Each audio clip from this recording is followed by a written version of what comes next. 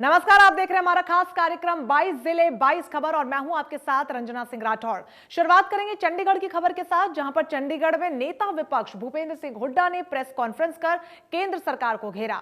हुड्डा ने कहा कि किसानों को इतना लंबा आंदोलन क्यों करना पड़ रहा है। साथ ही हुड्डा ने कहा कि राज्यपाल से विशेष सत्र बुलाने की उन्होंने मांग की है। तो क्या होगा, आज बेरोजगारी में जो हरियाणा ब्रेक हो गया है 32.5, इसका मतलब हर तीसरा हरियाणवी जो है बेरोजगार है। ये परिस्थिति होगी, कानून व्यवस्था ने काम करी। इसी वास्ते हमने राज्यपाल जी को जो लिखा है, यही लिखा है कि ये सरकार लोगों का विश्वास खो चुकी है, विधायकों का विश्वास खो चुकी है।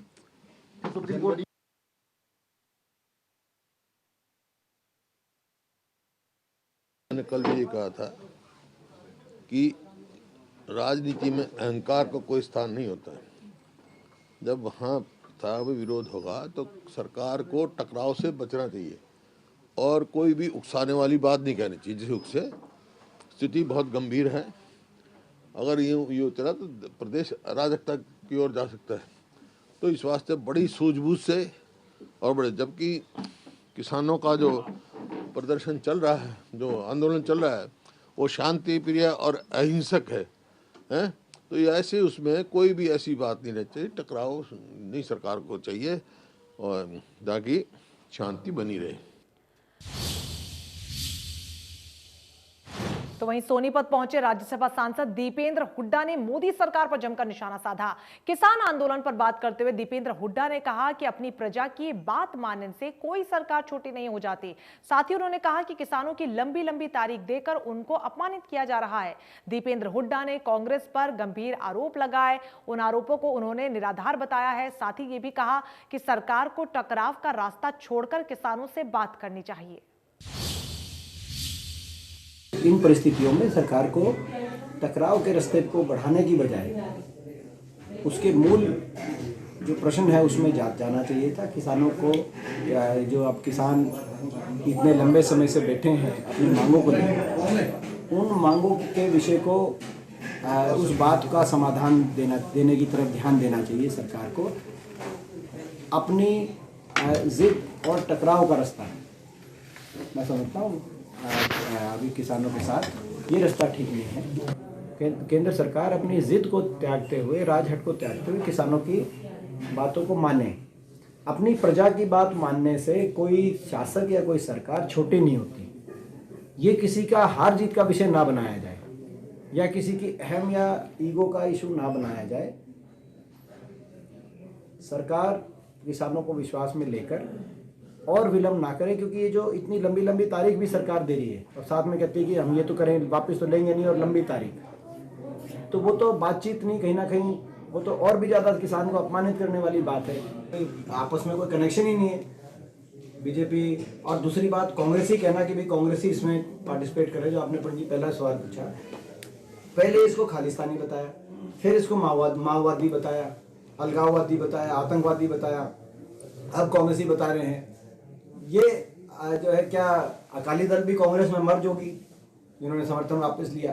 क्या इनके जो पार्टनर हैं वो आरएलपी पार्टी राजस्थान की, वो भी कांग्रेस में मर्ज होगी जिन्होंने समर्थन वापस लिया? तो क्या ये जो हरियाणा के सारे जो जेजेपी के और निर्दलीय जो समर्थन वापस ले चुके हैं, तो क्या वो इनके पार्टी को समर्थन नहीं दे रहे थे, इनकी प्रदेश सरकार का?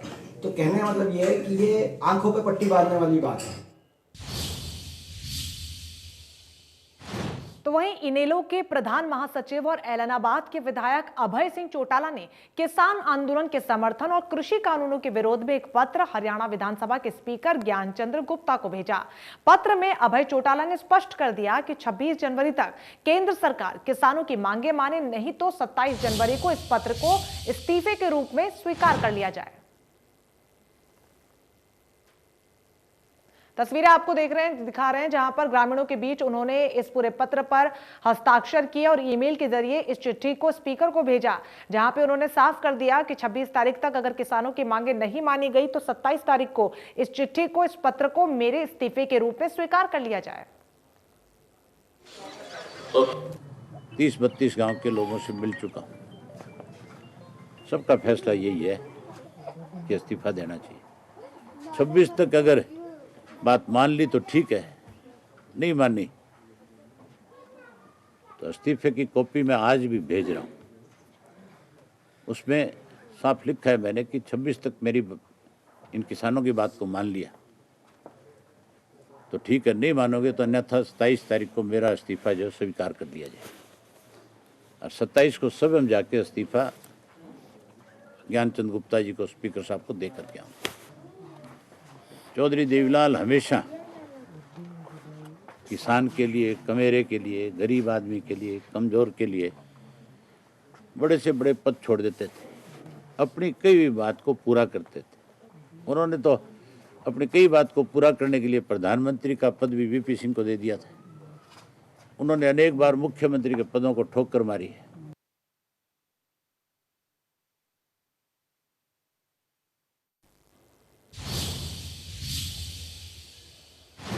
और अब खबर पृथला से, जहां पर पृथला से निर्दलीय विधायक नयनपाल रावत का मानना है कि किसानों के आंदोलन के पीछे विदेशी ताकतों का हाथ है। नयनपाल रावत ने कहा कि मनोहर लाल को जनता ने दूसरी बार मुख्यमंत्री बनाया, लेकिन उपद्रव करके लोकतंत्र की हत्या की जा रही है।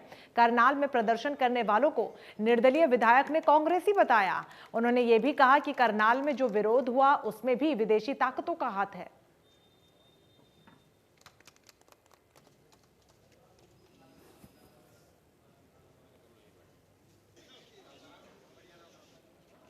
चढ़ूनी का मैं नहीं कहता क्या उनके खिलाफ मुकदमा दर्ज हुआ, क्या उन्होंने जिम्मेदारी ली है।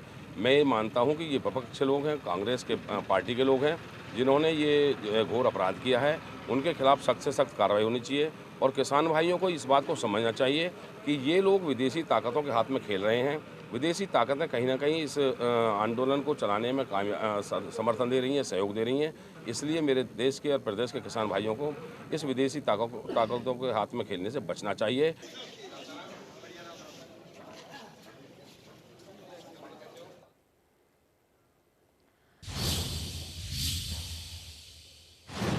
तो वहीं इन तीनों कृषि कानूनों के विरोध में अनशन पर बीएसएफ के रिटायर्ड जवान भी अब शामिल हो गए हैं।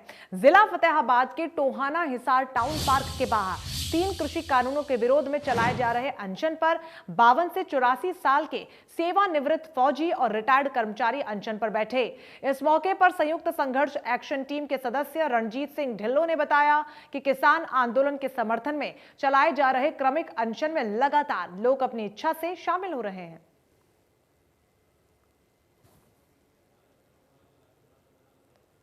की आवाज न सुनने वाली सरकार मुर्दाबाद, मुर्दाबाद, मुर्दाबाद। तानाशाही सरकार हो बर्बाद, हो बर्बाद।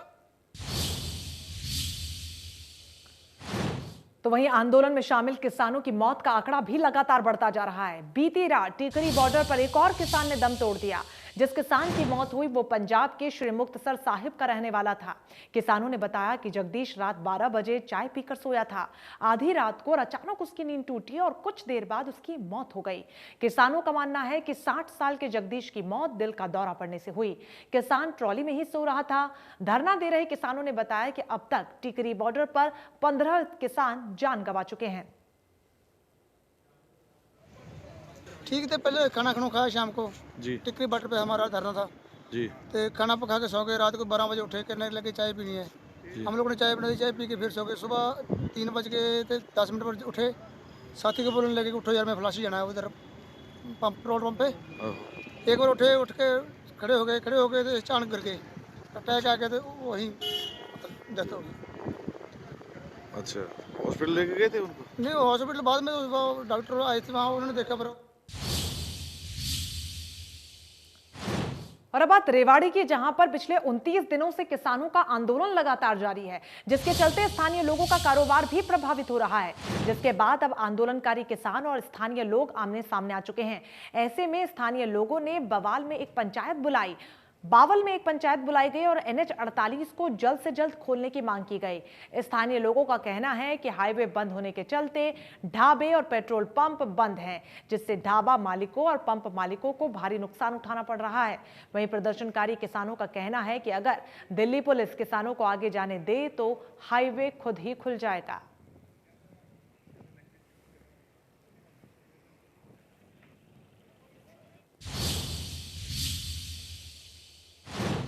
तो वहीं हिसार जिले के हांसी में आरएसएस के प्रशिक्षण शिविर के बाहर किसानों ने प्रदर्शन किया।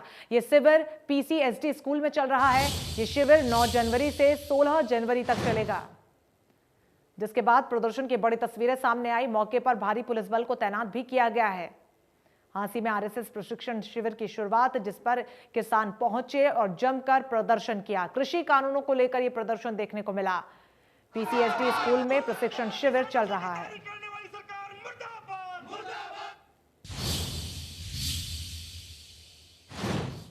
तो वहीं किसान आंदोलन को लेकर किसान नेता रमजान चौधरी ने कहा कि किसान आंदोलन में 6 से 20 जनवरी तक चलने वाले जागरूक पखवाड़े में कई तरीके के कार्यक्रम आयोजित किए जाएंगे, जिनकी रूपरेखा बन चुकी है या बन रही है। रमजान चौधरी ने कहा कि 12 जनवरी को हरियाणा राजस्थान के बॉर्डर पर दिल्ली चलो मार्च होगा, जिसमें हजारों किसान दिल्ली के लिए कूच करेंगे और 13 जनवरी को लोहड़ी का पर्व पूरे मेवात में मनाया जाएगा। उन्होंने कहा कि लोहड़ी का पर्व मनाने के दौरान आहुति के तौर पर तीनों काले कानूनों की प्रति जलाई जाएगी और एक बड़ा प्रोग्राम यहां पर नूह हल्के में किया जाएगा, जिसकी रूपरेखा अभी बन रही है।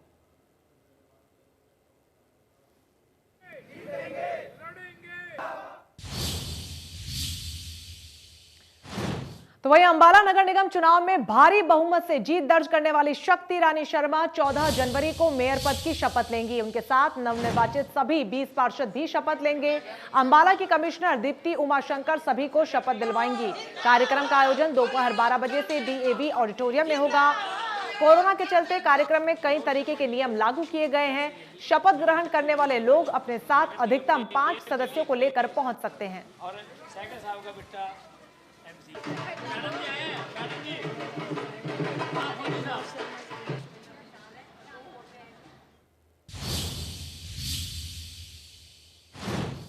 स्वामी विवेकानंद जी की जयंती के मौके पर पंचकुला सेक्टर 3 हरियाणा योग काउंसिल की ओर से एक कार्यक्रम का आयोजन किया गया, जिसमें हरियाणा विधानसभा अध्यक्ष ज्ञानचंद गुप्ता ने बतौर मुख्य अतिथि शिरकत की। इस मौके पर विधानसभा अध्यक्ष ने संबोधित करते हुए कहा कि मैं अपने दिन की शुरुआत योग से करता हूं, इसीलिए हम सभी को अपने जीवन में योग को अपनाना चाहिए ताकि हम निरोग रहें।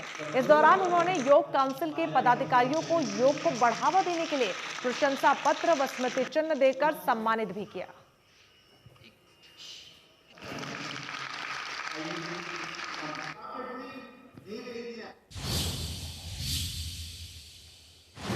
अब खबर चरखी दादरी से, जहां पर एक व्यक्ति को मृत घोषित करने के लिए एक पटवारी ने घूस ली, जिसका वीडियो सोशल मीडिया पर तेजी से वायरल हो रहा है।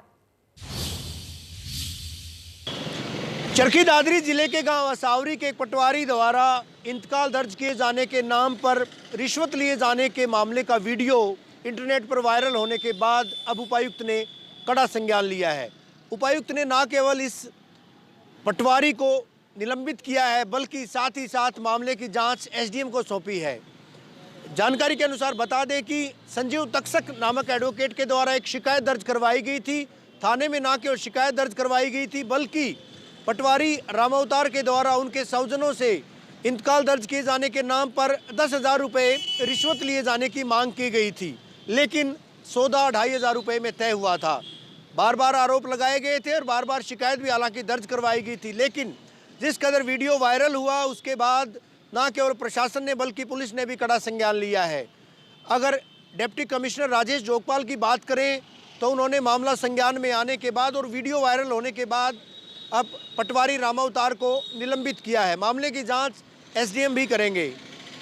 बहरहाल देखने वाली बात यह होगी किस तरह से मामले की जांच की जाती है, क्योंकि जिस तरह के साक्ष्य दिए गए हैं उसके बाद एक बार की तो डीसी के द्वारा संज्ञान लिया गया है। आगे किस तरह की जांच की जाएगी ये भी वक्त बताएगा। चरखी दादरी से सहयोगी अनिल लहरी व वीडियो जर्नलिस्ट सुमित अवस्थी के साथ रवि जांगड़ा, इंडिया न्यूज़ हरियाणा। तो वहीं यमुनानगर में दुर्घटनाओं में कमी लाने के लिए रोटरी क्लब ने आरटीए विभाग के साथ मिलकर वाहनों पर रिफ्लेक्टर लगाने की योजना बनाई है। धुंध के मौसम में अक्सर दुर्घटनाएं हो जाती हैं। इन दुर्घटनाओं को रोकने के लिए रोटरी क्लब यमुनानगर व आरटीए विभाग ने बीड़ा उठाया है। उन्होंने आज मैक्सी कैब व 3 व्हीलरों पर जो है रिफ्लेक्टर टेप लगाए। जानकारी देते हुए आरटीए भारत भूषण कौशिक ने बताया कि वह इसके अलावा ट्रालियों पर और जो गन्ने की ट्रालियाँ हैं और जो अनाज मंडी में और भी अन्य जगह जहाँ जहाँ भी वाहन आते हैं जो धुंध में चलते हैं, ताकि विजिबिलिटी बनी रहे, तो रिफ्लेक्टर टेप लगाने का कार्य लगातार कर रहे हैं। इसके अलावा रोटरी क्लब के प्रधान सुमित छावड़ा ने बताया, क्योंकि यहाँ पर काफ़ी इंडस्ट्री भी हैं, वो इसके बाद वो इंडस्ट्रियों की लेबर के पास जाएंगे, क्योंकि वो लोग अक्सर साइकिलों पर चलते हैं, ताकि जो रिफ्लेक्टर टेप लगी होगी तो कोई दुर्घटना में ना आ जाए, तो इसके लिए वो बड़े स्तर पर काम करेंगे। आज उन्होंने 1500 थ्री व्हीलर और मैक्सी कैब पर रिफ्लेक्टर लगाए। यमुनानगर से देवीदास शारदा, इंडिया न्यूज़ हरियाणा। अब खबर भिवानी के गांव बापोड़ा से, जहां पर सर्दी के मौसम में पानी की किल्लत है, जिसके चलते गांव वालों ने झलगर पर बवाल काटा और प्रशासन के खिलाफ जोरदार नारेबाजी कर रोष जाहिर किया। अक्सर गर्मियों में हर साल पानी की किल्लत की खबरें देखी व सुनी जाती हैं, लेकिन अगर भीषण सर्दी में पानी की भीषण किल्लत हो तो क्या कहिएगा। जी हाँ, हम बात कर रहे हैं भिवानी ज़िले के गांव बापोड़ा की। वो बापोड़ा गांव जो कि जनरल वीके सिंह का गांव है, जो कि फौजियों का गांव है, और उस गांव में पानी की बेहद किल्लत बनी हुई है। दरअसल ये वो गांव है जहां के जल घर से दर्जनों गांवों को पानी की आपूर्ति की जाती थी, और बहरहाल भी आधा दर्जन गांव इस गांव के जल घर पर आश्रित हैं, लेकिन खुद ये गांव अब पानी को लेकर मोहताज है। जी हाँ, 20,000 की आबादी वाला ये गांव पानी के लिए यहाँ के लोग दर दर की ठोकरें खाने पर मजबूर हैं। कैंपर व टैंकरों के ज़रिए पानी मंगवाया जाता है, 500 से 1,000 रुपये तक इनको अदा करने पड़ते हैं, और अब ग्रामीणों के सब्र का बांध टूट गया है। ग्रामीणों ने आज जलघर के सामने नारेबाजी की और जमकर जन स्वास्थ्य विभाग व सरकार के खिलाफ रोष जताया। साफ तौर पर चेतावनी दी है कि अगर 2 दिन में उनकी पानी की समस्या का समाधान नहीं किया गया तो अब न केवल सड़क जाम की जाएगी बल्कि आंदोलन भी तेज किया जाएगा। बहरहाल कड़कड़ाती ठंड में अब देखने वाली बात ये होगी कि गांव बापोड़ा के लोगों को पानी मैसर हो पाता है अथवा नहीं। वीडियो जर्नलिस्ट सुमित अवस्थी के साथ रवि जांगड़ा, इंडिया न्यूज़ हरियाणा। गुरुग्राम में रविंद्र हत्या मामले में गांव वालों ने पुलिस कमिश्नर से मुलाकात कर आरोपियों की गिरफ्तारी की मांग की है। रविंद्र यादव की 24 दिसंबर को गोली मारकर हत्या कर दी गई थी। पुलिस ने मामले की गंभीरता को देखते हुए गुरुग्राम पुलिस ने 5 लाख रुपए का इनाम घोषित किया है। यह रकम गुरुग्राम पुलिस की ओर से दी जाएगी।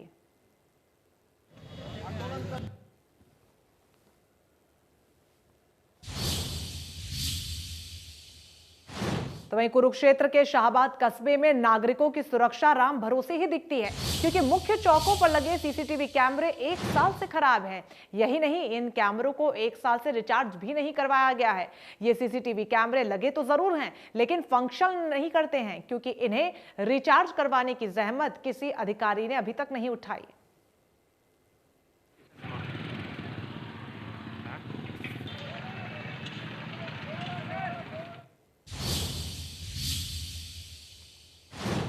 खबर कैथल से, जहां पर साधारण किसान के बेटे के साइंटिस्ट बनने से परिवार वालों में खुशी का माहौल है। किसान के बेटे साहिल ने ऑल इंडिया में 4था रैंक हासिल किया है। साहिल ने मार्च में Bhabha atomic research centre recruitment की परीक्षा दी थी। साहिल की इस विशेष कामयाबी से गांव कमालपुर ही नहीं बल्कि पूरे उपमंडल कलायत में खुशी का माहौल बना हुआ है। कैथल के गांव कमालपुर का एक किसान का बेटा साइंटिस्ट बन चुका है और पूरे इंडिया के अंदर 4था स्थान उसको मिला है। उसका नाम है साहिल। आप देख सकते हैं कि कमालपुर के गांव साहिल के पास अब इंडिया न्यूज़ हरियाणा की टीम पहुंच चुकी है। हम इनसे बातचीत करेंगे कि किस प्रकार इन्होंने जो साइंटिस्ट बने हैं 4था रैंक पूरा इंडिया में, ऑल इंडिया में प्राप्त किया है, क्या कुछ इनका योगदान, इनके माता पिता का योगदान था, किसका इनको योगदान के कारण जो सफलता मिली है, क्या कारण है। साहिल, इंडिया न्यूज़ हरियाणा में आपका स्वागत। नमस्कार, बहुत बहुत धन्यवाद। मेरा नाम साहिल है। मैं अभी PRC में सेलेक्ट हुआ हूँ एज ए साइंटिफिक ऑफिसर, और मेरी जो उपलब्धि है उसका श्रेय मैं अपने माता पिता और अपने परिवार को देता हूँ। उन्होंने अपने समर्पण भाव से हमेशा ही मेरे लिए कदम कदम पर पूरा साथ दिया है ताकि मेरे सामर्थ्य में वृद्धि हो। और इस सब से मैं आप सबको भी ये कहना चाहूँगा कि आप जो भी बच्चे ये देख रहे हैं अपने माता पिता का पूरा सम्मान करें, उनकी आज्ञा का आदर करें। और माता पिता से भी ये कहूँगा कि वो अपने बच्चों की रुचि को, प्रतिभाओं को पहचानें और निखारें और उनका पूरा साथ दें, उनका मनोबल बने। बच्चों को भी कहूँगा कि वो अपने माता पिता की हर बात का सत्कार करें और उनकी कही हुई राह का पूरा पूरा पालन करें। तो साहिल, जो आप इस मुकाम पर पहुंचे, एक सफलता आपको मिली है, साइंटिस्ट बने हो आप। हाँ जी। तो क्या कुछ रहा आपके क्या मोटिव था आपका? हाँ जी सर, तो मेरा साइंस के लिए इंटरेस्ट अपने ग्रेजुएशन लेवल में डेवलप हुआ था। हालांकि 8वीं 9वीं 10वीं क्लास में भी मुझे साइंस के प्रति काफ़ी रुझान था। मेरे जो साइंस के अध्यापक थे वो भी काफ़ी मेरे को साइंस के लिए प्रेरित करते थे। इसके बाद जब ग्रेजुएशन में मेरे को बीएससी ऑनर्स केमिस्ट्री मिला रामदास कॉलेज दिल्ली यूनिवर्सिटी।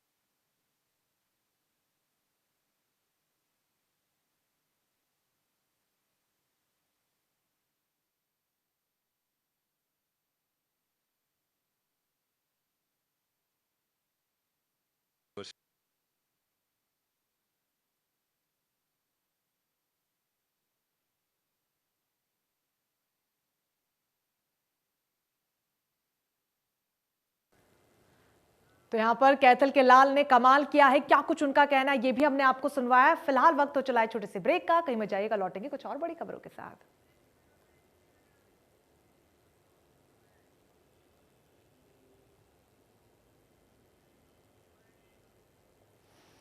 तो यहाँ पर कैथल के लाल ने कमाल किया है, क्या कुछ वो कह रहे हैं। अपनी इस पूरी मेहनत का श्रेय और जो हासिल मुकाम उन्होंने किया है उसका श्रेय वो अपने परिवार वालों को देते हुए नजर आए। इसी के साथ हमारे इस खास कार्यक्रम में फिलहाल के लिए बस इतना ही। लगातार बड़ी खबरों के लिए आप बने रहिए हमारे साथ। नमस्कार।